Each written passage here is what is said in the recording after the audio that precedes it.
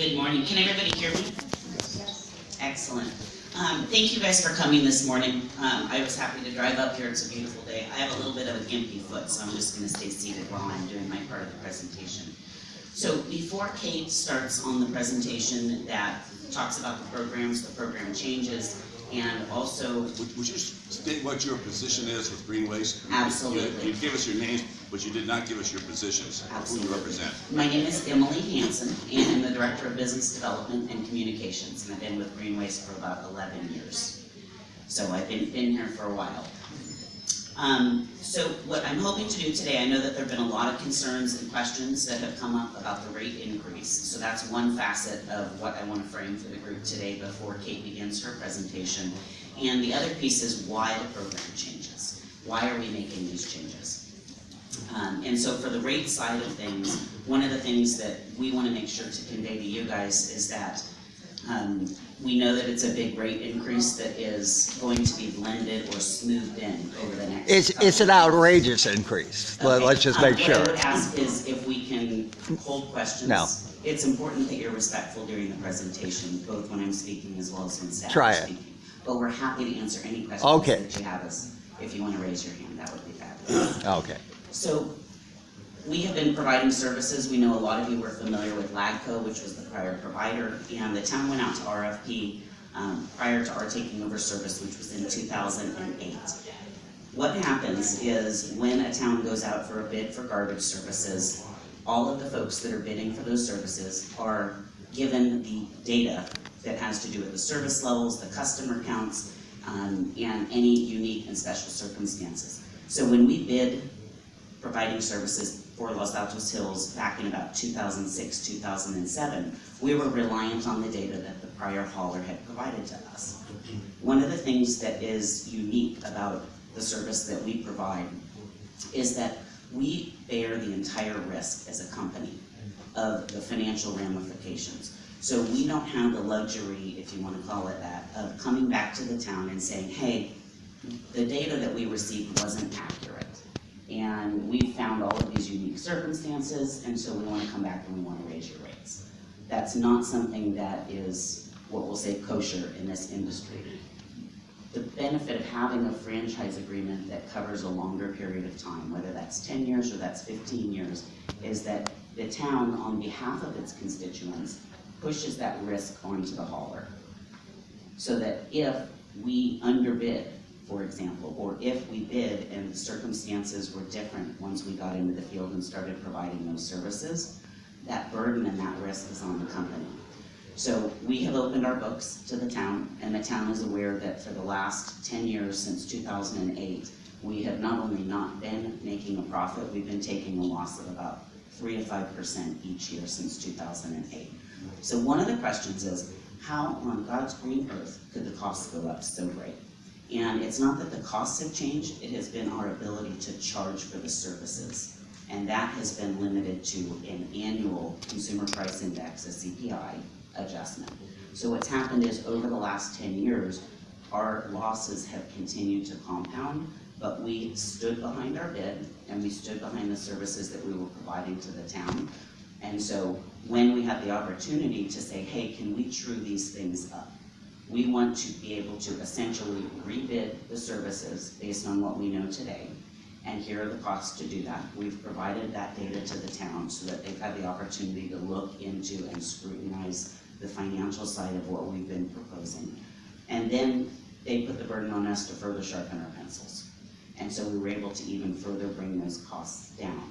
But I want to emphasize that it's not that all of a sudden we're coming out and we're trying to grab more money for an adjustment in services. What we're trying to do is at least square up so that we can continue to provide services in Los Altos Hills. If we were stuck with the rates that you guys are paying today, we wouldn't be in a position to be able to even offer the services that we're providing. We would have essentially walked away from the term. Once the term of the contract ended, if we were stuck with those rates, we can't continue to take those losses. So by opening up the process and the town asking us, what is the true cost of service? What are the ratepayers paying? what would the adjustments look like? We were able to open everything up and say, if we were bidding this contract based on what we know now. And there is No. a 24%, I'll get to your question in a moment, sir. There is a 24% increase overall in our costs. So what we're doing is we're passing that on to the ratepayers so that you guys are sharing in that burden. And what the town has done on behalf of the constituents is asked us to smooth those rates in. By us agreeing to smooth those rates in over a period of 4 years, we are essentially continuing to subsidize the cost on your behalf, and then we will recover that over time. So we will still be operating at a loss initially, and then over the next couple of years, with the 9% increases for this year and the next 3 years following, that will then put us in a position where we're finally able to break even and actually start to make a profit. I'll answer your. When was the contract expiring?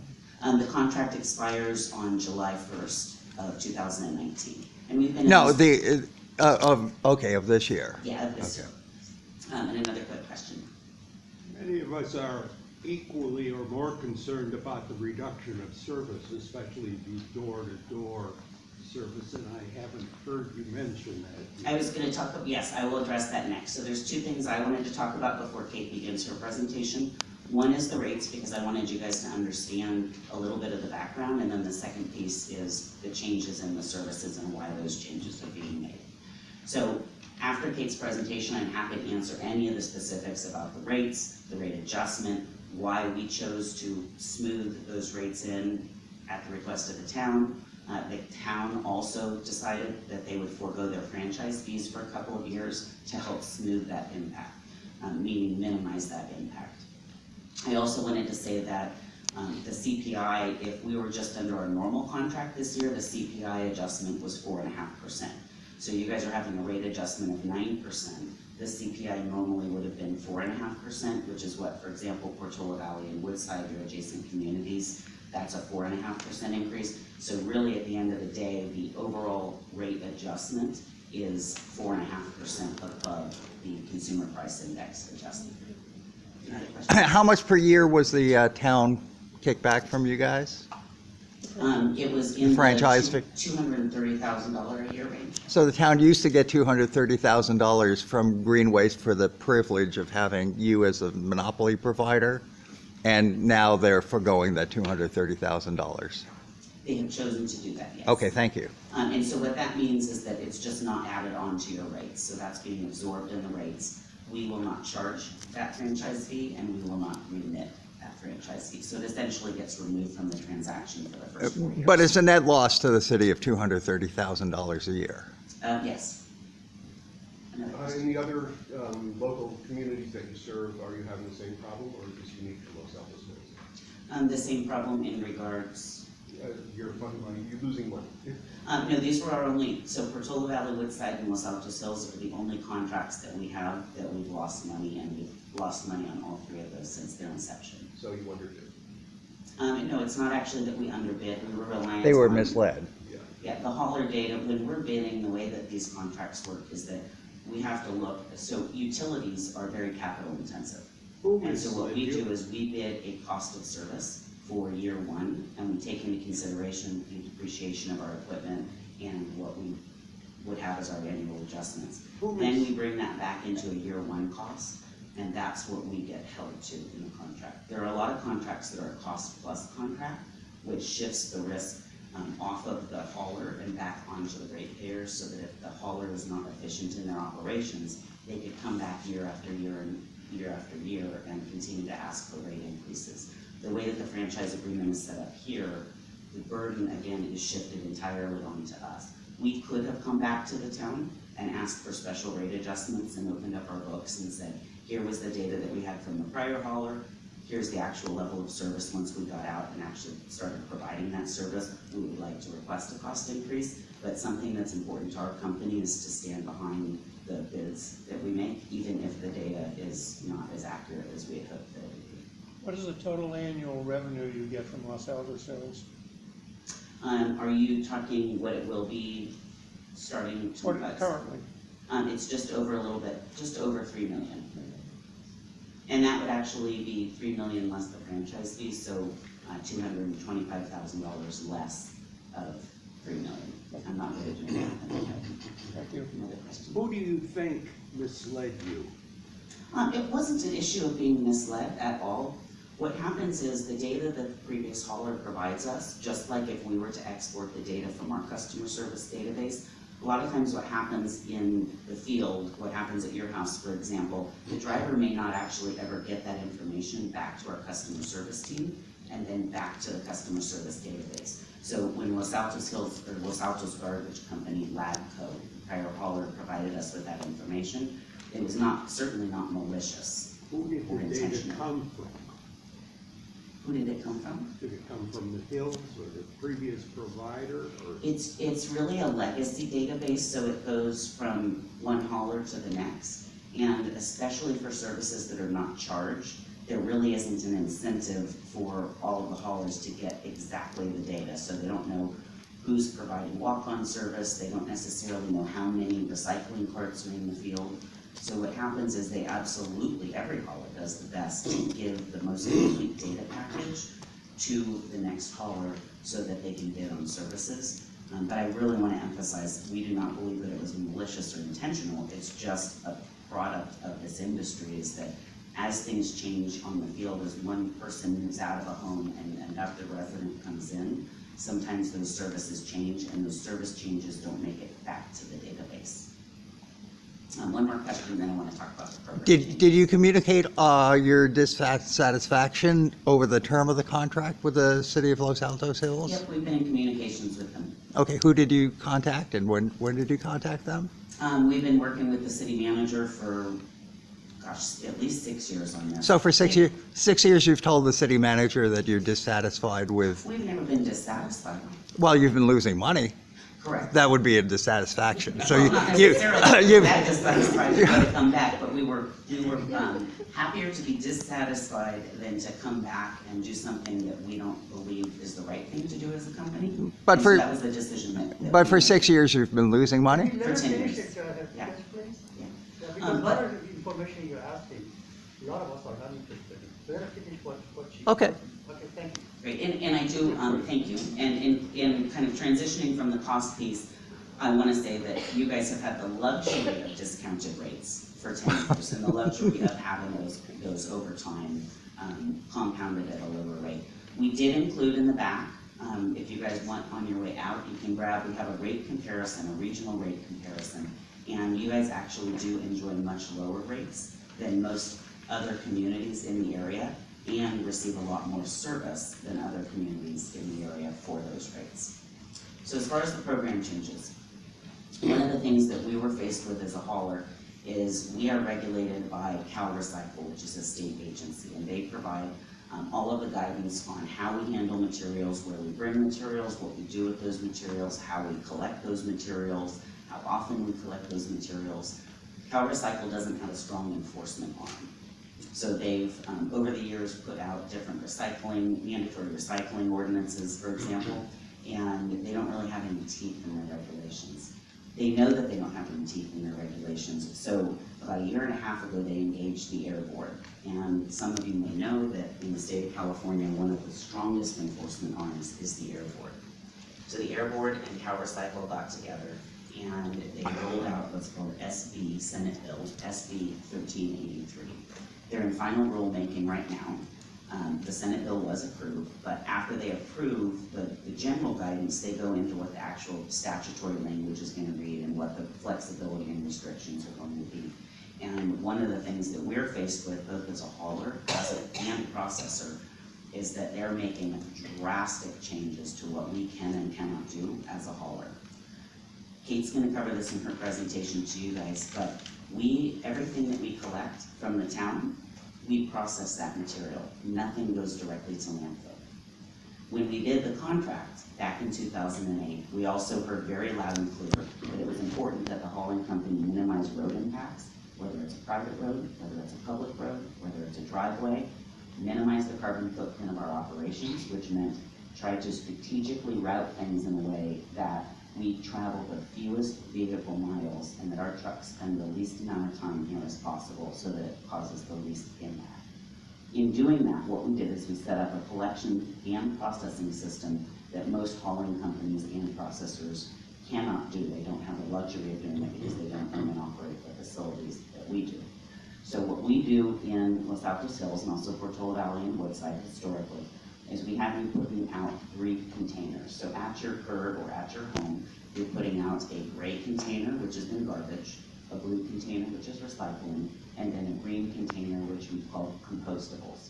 Your food waste was allowed to go into your green container historically, and some folks didn't do that, but they opted to put their food waste into their garbage. From our perspective, it didn't matter because we were going to recover all of the wet waste, all of the compostable waste, food waste. If it was in the garbage, we were gonna process the garbage. If it was in the yard trimmings, we were gonna process the yard trimmings. In minimizing the carbon footprint of our operation and knowing how hilly and unique this area is from a geographic and topographical perspective, we had you set out your 3 containers.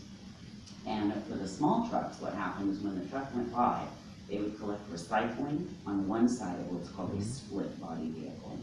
And then when they were actually on site collecting your material, they would put your green can and your gray can together and they would mix that in one side of the truck.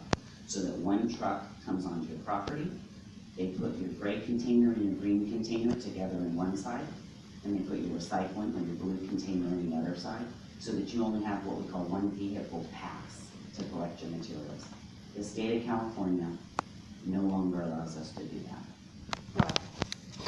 Because they, it's a very frustrating process. Unfortunately, I'm happy to have more conversations about this. They are designing, so Los Altos Hills, Portola Valley, and Woodside have one of the most, if not the most advanced collection and processing system. Almost every other community in the state of California, and definitely in the United States, everything that goes into the gray cart goes straight to the landfill and gets buried. With our system, not only is everything processed, but we were able to tailor the program so that we minimize those vehicle passes. So SB 1330 is a ban on burying organics in the landfill. So what they're saying, the state of California is saying, is that they are shucking the burden of prohibiting burying organic material in landfill off onto the jurisdiction. So ultimately, it's the town's responsibility to make sure that that doesn't happen from the waste that's generated. So, in addition to putting that ban, they've also said, and we're going to now dictate how you collect material. Your carts have to be color-coded. If it's a source-separated organic program, which is what we have here, which is that mixed compostables container, those organics cannot be mixed by the hauler with anything else. And so, for example, we can no longer mix your garbage and your green cart together when you collect it. So if we left everything the same, and you guys did everything the same, we would have to send a second vehicle onto your property. So rather than having one vehicle that co-collects the green and the gray, and then collects the blue, we now would have to send out a third truck to grab those source-separated organics. If we did that based on how we route things here and what the properties look like out here, we would have to have 3 trucks, 3 drivers, and 3 routes Monday through Friday. And I worked with our CFO because this question came up at the council, rather after the council show asked the question about why can't you just send another truck up to grab our green cart instead of having us wheel it down to the curb. And if we were to add those additional 3 trucks, 3 drivers, 3 routes, Monday through Friday, the overall cost would have gone up by 19.6%. And the reason for that is that the largest share of our costs are what we call windshield time. It's the truck, it's the driver, it's the fuel. And so if we were to add those 3 routes, the overall cost impact to us would be a 19.6% cost increase. So back to the program changes and why we've had to do what we've done. We now know that the state of California is going to prohibit us from mixing the green and the gray containers together. So the question then became, what do we do about that? We know that a lot of the residents here have a driveway, but maybe it's not a really long driveway, and it's a driveway that they can get access to bring their yard trimmings down. We also know we have a lot of properties that have private driveways that are very long, they're steep. So what we were trying to do is design a system that would best represent a system that's gonna work for everybody. We know we have about 403 customers that have unique circumstances. And so what we didn't wanna do, because it was important to the town, was we didn't want one customer subsidizing another customer. And that's also a Prop 218 issue, which is a requirement that the town has to abide by, which is you can't facilitate customer subsidization. So the one size fits all, the lowest common denominator, the easiest way for us to roll out a new program was the way that we rolled out the program. And I'll answer some other questions. I do want to let Kate have her, we have 2 hands up, and then I'm gonna let Kate start on her presentation. Okay, 3 hands. I wanted to ask you, I'm a little confused on your definition of organics that can't go into the landfill. My terminology is garbage, recycle, yard waste. Are you saying that the yard waste, my tree trimmings, can't go into the landfill? Is that what you mean by organics? Nothing that's organic. The state of California even defines that compostable carpet is organic, according to their definition. Carpet. Carpet. Even like a compostable fork, Yes. that's an organic material. And it can't go in the landfill. Clothing can't go in the landfill. But you're now saying that we can't put it in the green can. Correct, and that has to do with our collection methodology. But We're if we- still gonna process, if you put it in your gray can, it still comes to our facility. I know, it's crazy. And then you're pulling it out. And then we pull it out. Okay, all right. And just so you guys know, we've been actively involved in the rulemaking of what the state has proposed. We've had the director, Scott Smithline of Cal Recycle, spent an entire day going to our facilities, and we explained to them, if you do this, this is the impact. And unfortunately, they're writing the regulations to the lowest common denominator, which is down in Southern California. They're not, they understand because we conveyed the system that the state is proposing is penalizing communities like Los Altos Hills that have not only always been doing the right thing, but have a really functioning system set up. And unfortunately, it's fallen on deaf ears. I'm gonna do this. When did the state regulation go into effect? I believe that the regulation was, SB 1383 was adopted in 2018. They've gone through 2 or 3 draft rulemaking processes, and the final regulation that is in what we call final rulemaking, the final comments go back and are due to the state, I believe, on the 5th of this month, of July. And then those will become the final regulation. So it's been an ongoing process. And I know in other areas, like in Southern California, some communities do single stream. Is that outlawed by this, or is that something that could have been done here, since you sort everything? And by single stream, do you mean one single container for everything? One container, yes. That's kind of what we did, except we had you guys participating in separation. And the state of California is banning that. That you can't, they won't be able to do that anymore. What happens to your organics? You pull them out, what do you do with them? That's a great question. So all of the material we collect in Los Altos Hills, and Kate's gonna cover this as well, but the material goes to our material recovery facility, which is in San Jose. And the garbage is processed in one, we have essentially 3 different processing operations at our material recovery facility. One of those is for your blue container, it's a separate process. We have one for your green container, separate process, and then one for your gray container, separate process. From all 3 of those, what we call the organic fraction goes down to our Z-Best composting facility in Gilroy. So we pull out the recyclables, we pull out anything that is landfill garbage, meaning it's non-compostable, non-recyclable, non-hazardous, and then everything else goes down to our Z-Best composting facility to be So the composted. intent of the legislation rules are to force everything in a compost, Yes. even rugs. Yep. Okay. Right. Yes. And one final question. I'm just curious about my neighborhood and why it's been an exception, because I do get 2 trucks. Okay, I get a separate truck that picks up the compost, and then a split truck that picks up the the gray and the blue. I thought that was the standard in Los Altos Hills, so it's No, not, it's actually not. So the big truck that picks up your yard waste, we actually added a separate route, specifically for what we call the curbside areas. So there's a specific route that we have one truck that's a single body truck. Right. That comes and collects source separated, clean yard trimmings. And then you would still have the truck that's picking up your garbage and your recycling. But that was something, again, that is an additional cost that we incurred, because if we collected your green, clean yard trimmings separately, it was half the cost for us to process it.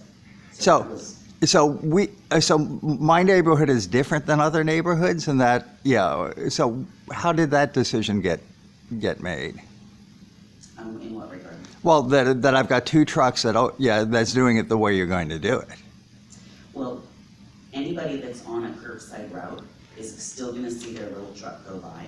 And so if we have space in a little truck and that truck is done with its route, then the drivers help each other out. So that, for example, if a little truck is about to get filled up and he still has an extensive route, other drivers are gonna help him.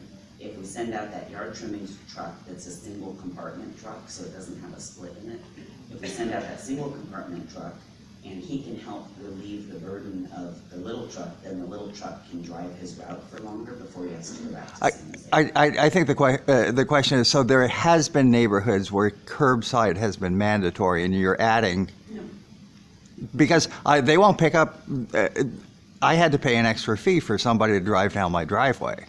That's an on-premise service. That's an on-premise, okay, rather than curbside. Correct. So curbside And versus, Kate's gonna cover all this in the Okay. presentation, and if you still have Okay. questions after, we can definitely answer this. So anyway, I wanted to frame, I know that there have been a lot of questions that have come up. Before Kate went into the program details, I wanted to give you guys an overview of why we've made the changes, and also give you a background on why the rate increase. And hopefully that has assuaged at least some of your concerns, which we can continue to talk about, of course. But I wanted to give Kate kind of a clean slate to start her presentation to talk about all of the program changes and what the options are. So I'm gonna go ahead and hand it over to Kate.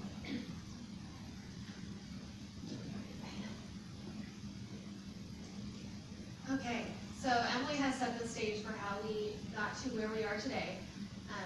So I'm now going to introduce the new program to you. So we've got your base services, and this will look quite similar to what you already have. We've got your gray cart, up to one blue cart, and up to 2 green carts. That is included in your base services. A change is that all of these carts must be Greenwaste issued carts now. This is so that we can understand the services in the field and keep track of that information. And again, that gets back to the color coding that SB 1383 requires.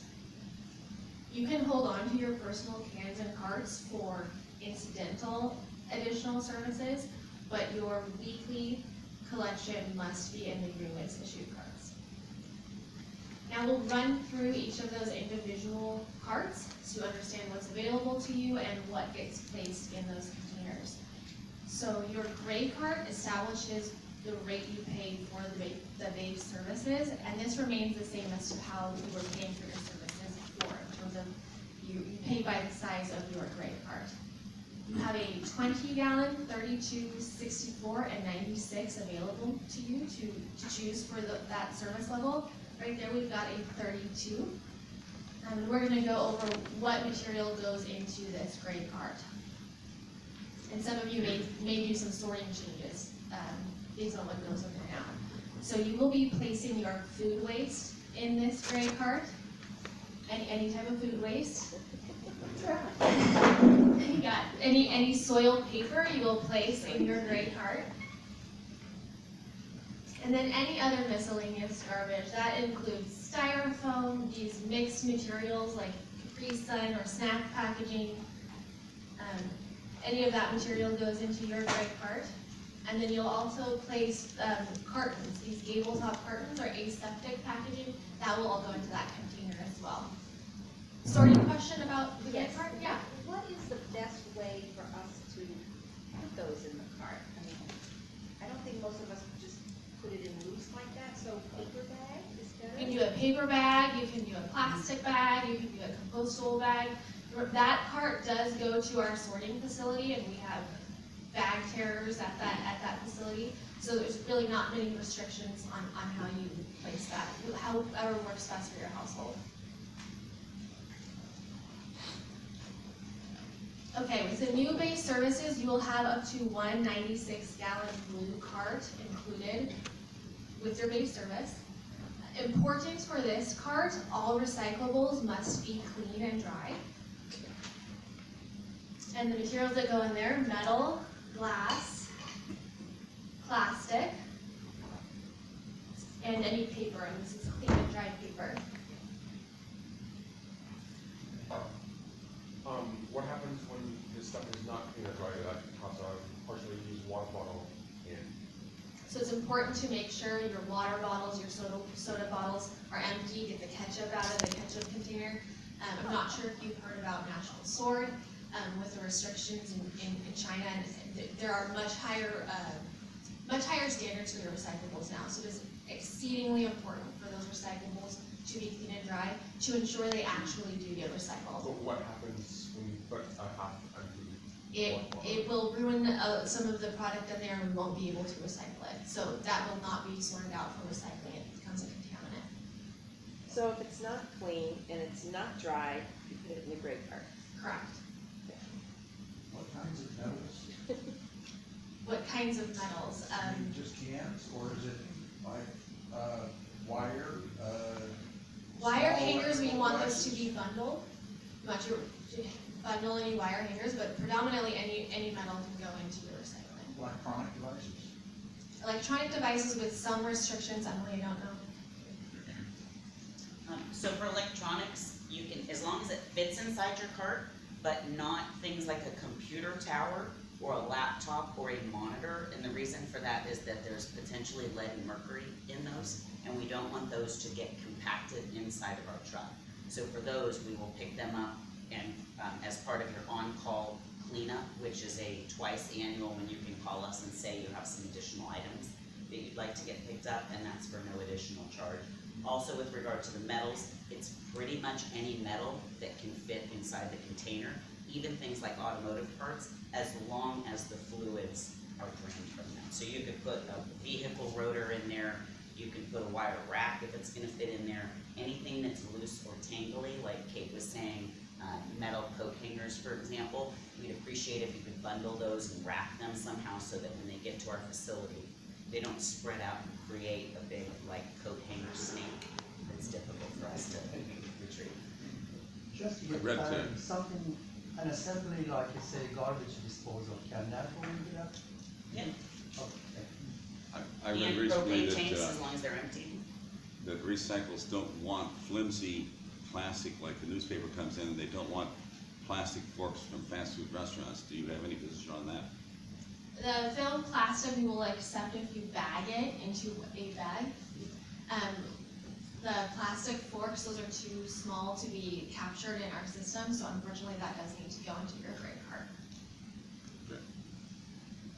Batteries still separate on top of the recycle? Correct. You mentioned electronic assemblies, can they say a small electronic assembly go into that part? Non-PC, non-laptop?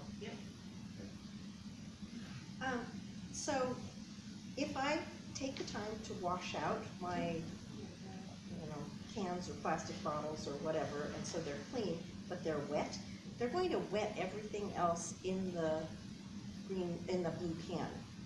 I mean, So we don't necessarily ask that you wash.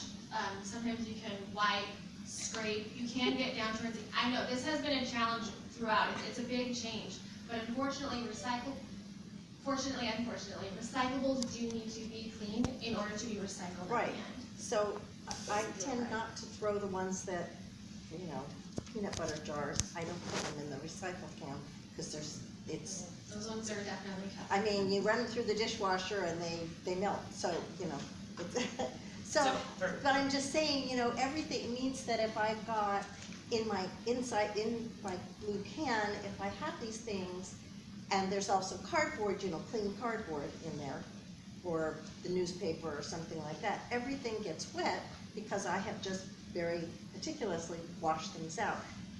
will they not take it because the paper gets wet? The difference for us, so it's all a issue of degree. Okay, And if one resident puts, I was meeting with a news reporter at our facility, and I was explaining this moisture issue, and that all of the fiber that gets moist, by the time it gets overseas, it's already started composting. And so Okay. that's one of the reasons it's the moisture of the paper that is important.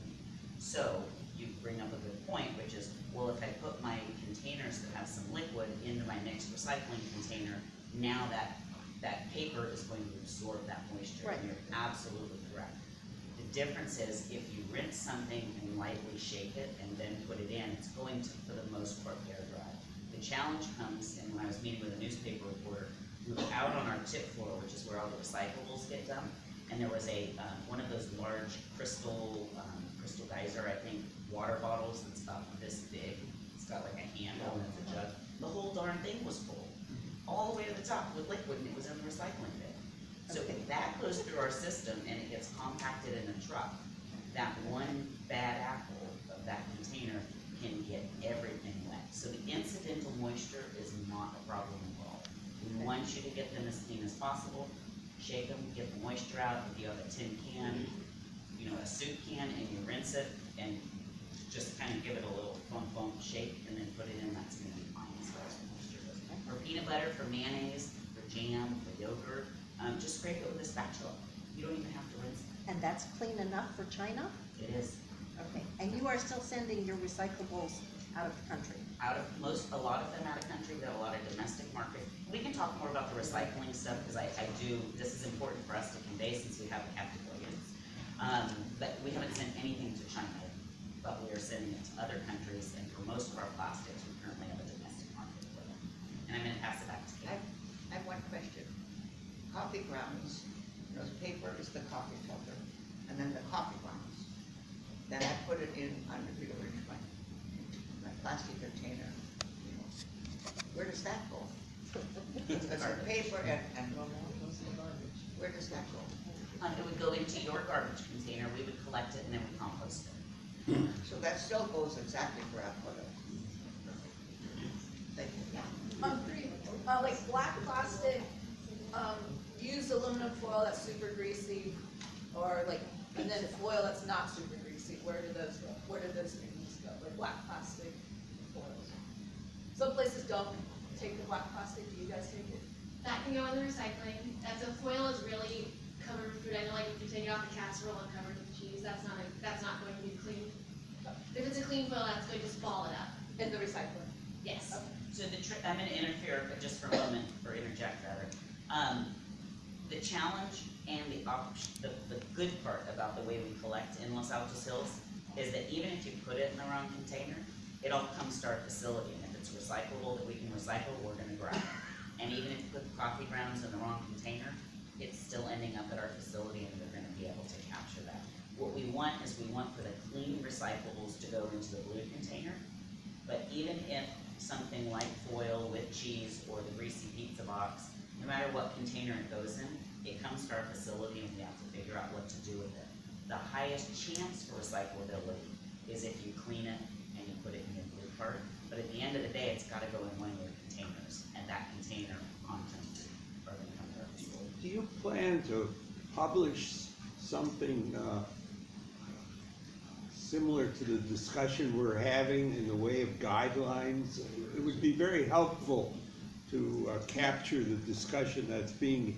Absolutely, and actually Rebecca back there worked on a number of videos with peanut butter jars and all of that Yes. to give tips on, okay, this is the toughie, how do I clean this out for recycling? So we've got a lot of those resources on our website, but we'll find ways to make sure we actually get those into your hands. Absolutely. I took your tour one time and they said shredded paper has a higher value than just throwing your newspapers in there. Is that still true? Because they said put those separately into a bag because it messes up the machine when the shred comes through. And to staple that so that the shred's not just flying all over. Is all that still true or what's the? Yes, still bag that shredded. For containers with California CRV markings on them, do you actually make money off those or is that? Making money is a little bit of a misnomer. Well, do you get it helps the to credit back? offset our costs of processing. Yes, So and you the way actually that, do collect on that? yeah, the way that the Good. state of California does it is they have a third party come in, they look at the composition of material that we are processing as well as the material that other haulers bring to us. And then the state has a calculation where a portion of that redemption value comes back to the hauler. You actually separate it out or? Yes. Yeah. Do you realize that when you open your cart after it rains, the recyclables, the water comes into the cart? And I go, I guess I've ruined everything, but, yeah, you know, I forget to tip it back. And as soon as I open it, water comes in to the recyclables. Yep, that is one of the challenges we have. Fortunately, we're the hauler and the processor. It's more of an issue when we're the processor and another hauling company brings us material. So we do the best that we can to make sure that after we've serviced your containers, the lids are closed, but we do know that there's an incidental amount of water that gets in there after a heavy rain. Some of us came to hear what the actual program was. Can we just get through the program and then maybe cycle back to these questions? Because it's almost 10 o'clock and I don't think we've heard what the program is yet. We'll move on to the green carts. So, sorry, now that green cart is just for yard trimmings, material from your yard, so flowers, grass clippings, all of that material. Now this is where you will, maybe some of you will see some of the change. 2 96-gallon, you can have up to 2 96-gallon green carts with your base services. This service used to be unlimited. Some residents definitely took advantage of the unlimited yard trimmings. Some did not. This is where it gets back to where Emily was talking about removing that customer-to-customer subsidization to make sure if you are not using that service, you're not paying for it. If you are, you are. However, we do want to make clear to you the number of opportunities that are available to you for your yard trimmings that are in excess of these 2 96-gallon carts. So there is the monthly fire prevention event where you can take the material to Foothill College. There are 3 annual cleanup events where you can take those where all of our trucks are there. You can do your yard trimmings there. The fire department also does the brush clippings where they come to your house 2 times a year. And new with this program are the 4 vouchers we're going to give you. 4 vouchers annually to set out extra yard trimmings material, and you'll be receiving those in the mail from us. So those were the carts that were included in your base services. If you would like carts in excess of those, you can subscribe to those for an additional cost. There are 64 and 96 available to you in the gray container, and then 96s for both the blue and the green container. So now we get to the part that is relative to the curbside location and your small truck only area. So how many of you knew that we had 2 different size trucks servicing the community? And how many know which size services your home? Right. So we are not changing how we are currently providing that service in terms of what truck is out there. We've merely audited and designated those 2 different areas. So there is the curbside area and the small truck only area. And it's really as simple as that. Is the street wide enough for the big truck to drive on? That's the curbside area. Is it a narrower street with a smaller truck? That is the small truck only area. Do you have a picture of the large truck and the small truck so we can identify which type of truck you have? I do not. I bet I could look one up for you at the end of the presentation. What is important is the set out location. The standard included set out location will be at the street. So if you're in the curbside area, we're calling that location your curbside set out. It must be within 10 feet of that curbside street. If you're in a small truck only, then you need to be within 10 feet of your on-street location. Where that little truck is, it needs to be within 10 feet of where the truck can get there. Importantly, That's a change, right? the change is that 10 feet, 10 feet. The cost. the 10 feet, correct. Not really. We have a couple of instances where folks set out further than 10 feet, and 10 feet from what? Is it the edge of the asphalt? Is it the edge of the driveway? What we didn't want is we don't want our drivers, and we have very few circumstances that are different than this. We don't want our drivers leaving the concrete or the asphalt, going down into a ditch and starting to walk up a hill that's kind of on the side of the road. So